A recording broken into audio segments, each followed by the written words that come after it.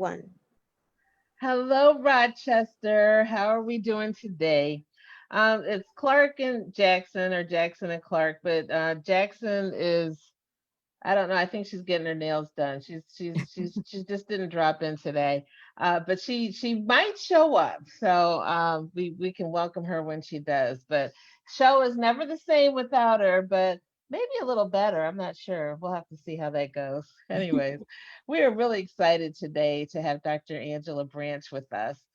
She is an infectious disease specialist at the university where she's an assistant professor.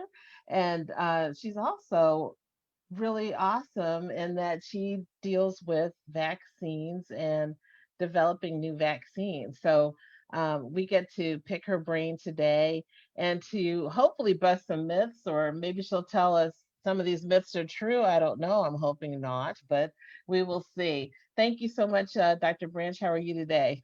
Great. Thank you so much for having me, Dr. Clark. I'm excited to be able to be on your show. I've heard a lot about it and how influential it is in the community, and happy to talk about vaccines. I think we're world famous now, Amy. And thanks to Amy Knapp, she's our producer and helps us get everything straight and not messed up. But thanks, Amy. And all of our previous episodes are available on Common Ground Health's Facebook page. So we've had some fun with it. But hopefully gotten some good education out to the community as well. Since we have a doctor here, okay, in true style, I have to put my degrees up on the wall because I don't want you all to think I'm suffering from imposter syndrome. So I I'm not an infectious disease specialist, but today we're doc to doc until our nurse shows up. Okay, so we're gonna just dive right in. We're starting to get towards flu season, of course, yay. And we've got so much going on. People are talking about COVID, people are talking about flu. And we just want to talk about some things that we are hearing that is a little different this year. And Dr. Branch, maybe you can help us understand if this is true, or what truths we should take home. The first is I've heard that the flu vaccine is being modified for use in Black people and other people of color this year. Is that the case? Okay, so let me start just by talking about the flu vaccine in general, and why it's important to get it this year, even more so than other years in the past. So every year, the flu vaccine is made based on last year's circulating viruses. So the flu is one of the smartest viruses around. It mutates itself, just it can mutate itself infinitely, and it does mutate itself significantly every year. And so we're always sort of trying to predict what strains are going to circulate in the community and cause infection this year based on what we saw last year. And it's a sort of an imperfect system because as we are developing a vaccine for this year, the flu is already changing itself just a little bit. We just hope that those changes are so small that it doesn't affect the ability of the vaccine to protect you. So this year's vaccine, which was released just a couple of weeks ago, we actually started working on developing this year's vaccine last year this time. So it's really not possible for us to, in midstream, as a result of COVID or anything else that's going on, modify vaccine development or manufacturing to somehow better influence or target Black people or people of color. In fact, we can't modify it at all because we need that whole year to manufacture enough flu vaccine to give to the public. And nothing has really changed in how that's been happening in decades. And so it's absolutely a myth that the flu vaccine is being modified in some way for use in Black people and people of color. What we do know is that Black people and people of color, and this happens in my own family, are very reluctant sometimes to get the flu vaccine. And Why do you think that is? um, I think it's lots of different reasons. Some of it has to do with access. I think many of us in communities of color don't necessarily go to their doctor every year. They'll go to their doctor every 5 years or when they're sick, because maybe they don't have access to health insurance, or maybe they're just not used to it. They're used to their own remedies and taking care of themselves and their families. But I think there's also, and rightfully so, some distrust of healthcare communities, and of things like vaccines, that is prevalent in all communities, but I think even more so in communities of color. And that's a whole nother Whole show. nother subject. Exactly. But yeah, thank you for acknowledging that. So we boom busted that myth. Yep, There's nothing definitely not. special, y'all. There's nothing different, y'all, about the flu vaccine for us. Okay, it's just we Yeah. need to go get it. And, Okay. like I was on another show, and we were talking about vaccines and people of color, and someone who does a lot of work in this, another Black woman, she's a sociologist and an anthropologist, and she was telling me, that Black is a social construct. It's not necessarily a biologic thing, and so there's no reason to think that you would have to change a vaccine because biologically it's going to work different in Black people than it will in white people. And that's absolutely true. There is no evidence that vaccines work differently on a biologic level in people of color than in everybody else. Well, the other thing I heard about the flu vaccine is that if I'm wearing my mask, I'm washing my hands, Yeah. I don't need the vaccine. I'm good. Yeah, yeah, and if you're wearing your mask and you're washing your hands, you're gonna have a lower chance of having the flu vaccine this year than you ever have in your entire life. But I don't know about you, but these last 6 months for me have been exhausting with this constant mask wearing Yes. and touching all the time. Like I'm not the person I was in March. In March, I was like super strict. I never went anywhere or did anything without a mask. I washed my hands every 10 minutes. And now, like, I have battle fatigue. I really do. I know. And I so told somebody I think I'm down to maybe 10 seconds washing my hands and then squirting it with seriously, sanitizer. I didn't touch anything. I'm fine. I mean, so it's like we are not going to be as vigilant or as on our game as we need to be, given that we're going to have COVID, we're going to have flu, we're going to have all the other viruses that usually cause people to be sick in the wintertime. It's just like it's like a perfect storm. So even if you are wearing your mask and washing your hands, trust me, you're not going to be good enough to absolutely 100% protect yourself from getting the flu. Okay, so that's the infectious disease specialist, y'all. Even she's Yeah. tired. Okay, so I'm, we have busted that myth, I'm over but it. that doesn't mean stop wearing your mask and stop washing your hands. Okay, So, but but we acknowledge we are human and we are sick of this. So, but no, the flu vaccine, she said, is not. You still need it. It is not eliminated. The need is not eliminated just because you're doing the right thing. yeah, Okay, so yeah, all right, another one, boom, busted. Okay, let's see. We've been talking a lot about the flu, but you talked about it being especially important in the COVID times, and we're hearing more and more about. And this is not a myth, but maybe you could talk a little bit about why is it important that we get the flu vaccine as we fight COVID? What is it that's going to help with COVID if this is not the same vaccine? yeah. I was thinking about some of the people that I've seen in the hospital with COVID and how like knocked out they get by COVID, to the point where they're in the hospital for weeks, and then after they go home, they're still not normal. They still have memory issues, and they're sluggish, and they Fatigue, can't yeah.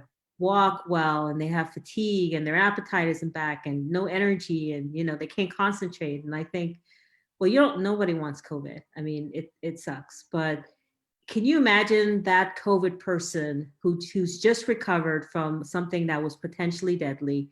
Now they get flu. I Oh yeah. mean, that could be catastrophic for that person.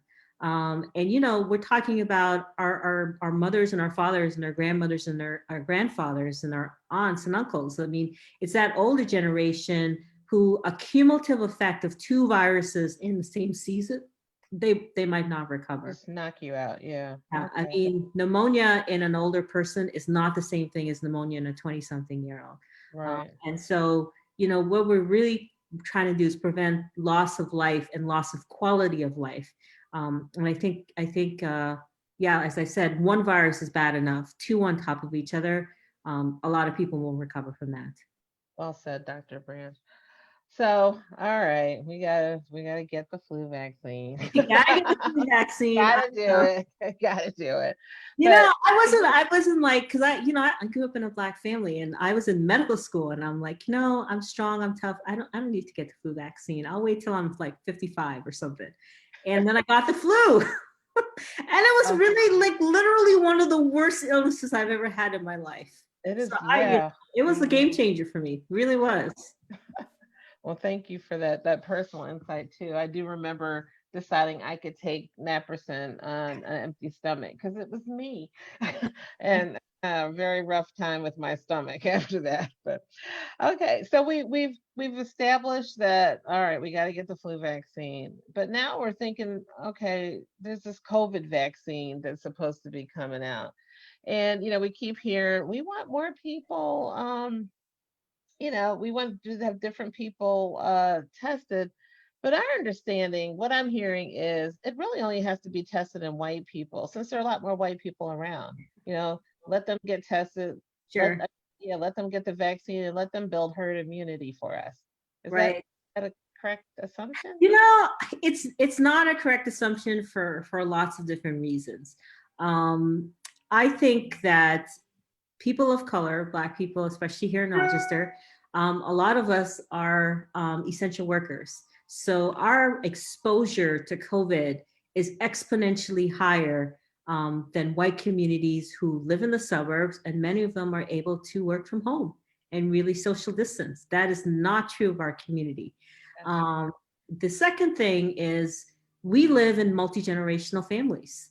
Hmm. And we live in communities that are in very close contact with each other. I grew up in a house of 13 people, six Whoa. people in a bedroom. So I mean, that's the reality of how we are. And a lot of it's by choice. Like we choose to live with our grandparents and our great grandparents and our parents. Hmm. And so, because of that, if you can imagine, the truth is, people of color also tend to live in communities of color. And again, some of that is by choice. And so, if all the white people in their communities got vaccinated, sure, there's herd immunity in their communities, but they're not walking into our communities, right? Our communities are different. They look different, they feel different, they interact differently. And so we have to have herd immunity in every community in the United States. And let's face it, some of those are predominantly Black. And so we're not gonna be able to borrow their herd immunity. We have to have our own herd immunity. And so that's one of the most important reasons why 70% of every single community in the whole United States need to be vaccinated. And, as I said, as essential workers, we're going to be in the hospitals, in the grocery stores, interacting with people who are not vaccinated, who are not sick, who are sick. And our exposure rates are not going to go away just because white people have a lot of immunity. But why do they need to be tested in us? We just talked Yeah. about the biologically we're not that different. You Can't know, they? it's there. It may not necessarily need to be tested in us, but I look at it two ways. Like I don't think there will be any biological difference between how a white person and a Black person responds to this vaccine, but I don't know that. And if I'm going to go out and vaccinate my family, I'd like to know it. I don't want to just think it. I want to know that it's going to be just as protective and it's going to have the same amount and types of side effects before I give it to that community. And it's essential that our community be vaccinated because we're the ones that are dying at rates 3 times higher, and we're the ones that are being infected at rates 5 times higher. And so I don't want to guess. I don't want to think or suppose that it's probably just as safe and just as effective in people of color. We need to know. And the other thing is, like, I really believe that people will not accept the vaccine unless they know that people who look like them and share their experience have had this vaccine and it was fine. And so, yeah, it's as much about being certain that the vaccine works in everyone as it is Mhm. about being certain that everybody feels comfortable getting the vaccine. And it's kind of interesting, as you mentioned before, even if there's no biologic difference, there's cultural differences in terms of how we interact with one another and the situations that we live and work in. So it is important to make sure that the vaccine works in everybody in all situations. So okay, so you busted another one. All right. So look, y'all, I think I heard on WDKX they're still looking for people to do studies. So Yeah. go participate. And I think there's a little money involved. I'm not supposed to be doing commercials. I think Amy is probably gonna Yeah, yeah. say, No, don't do that. it's pretty well compensated. And I talked to one of the guys that we've vaccinated recently. He's black, and we asked him like, why did you want to do this? And he said like, because I think I'm doing it for my community. I'm doing it for other black people here in Rochester so that they can see that this vaccine is safe and it's going to work in them. And I really commend him for that. I think that's just that kind of altruism and sacrifice is just really what moves science forward. That is great. And there's a little money involved too. There So is. There is a little money. I would do it if I was a poor college student. right? Not that you poor college have to go and do it, but it's a little bit of change. Okay. All right. So I got another. So we have busted another myth. So COVID vaccine should not be tested in just white people. It needs to be tested in black people, brown people, indigenous people of color, all white people. We all need to participate in these trials. But people are getting nervous. The White House. Okay, I think I wrote these questions before the recent events this week, and so I don't know if things are going to change now that Right. other people who shall remain nameless have COVID. Okay. And it's interesting because we get some people with COVID, but they get to go to, they choose for out of an abundance of caution to go to the hospital where some Sure. of us Sure. cannot. But we know it's an emergency state. It's, the world is flipped, turned upside down. So because of that, we understand that the usual steps don't need to be taken as we're developing the COVID vaccine. You know, That's actually a huge myth. So let me bust that one too, because I think that that's what's got a lot of people worried, and I don't blame them. So there are phases that every vaccine has to go through. We take our time in infectious diseases and in the world of vaccines, just because there's money. It's sometimes it's a financial issue. Pharmaceutical companies aren't going to bet on something they're not confident works. That mhm. doesn't mean it's not safe. It just means that they're not going to bet on it unless they know it works. So they take their time going through phase one, phase two, phase three studies. They don't have to in this case because the government is funding the development of all these vaccines. So there's no risks on big pharma to have to conduct these trials. So Having they said can that, they can skip phase one, phase two. they're not skipping it. They're just not doing phase one, waiting 2 years and doing phase two. They're moving Gotcha. straight through them, one after right after the other, because there's no risk on their part. Gotcha. Now, nothing, phase one is the most important, in my opinion, because it's the one that really looks at safety. Hmm. Are there any major safety concerns with these vaccines? Are people getting weird neurological things? Is it damaging to the heart? Those sorts of things. And so nothing, every single study has to have moved through phase one. There's a pause. The FDA sees the data. All the scientists that are working on it look at the data. And then and only then are we moving into phase two and phase three. What's allowed this whole process to be faster than it usually is that before there was this coronavirus, there were two other coronaviruses that emerged as potential pandemics in 2002, 2003, and again in 2012. So these vaccines were already in development for those strains of the coronavirus, which we were worried would become pandemics.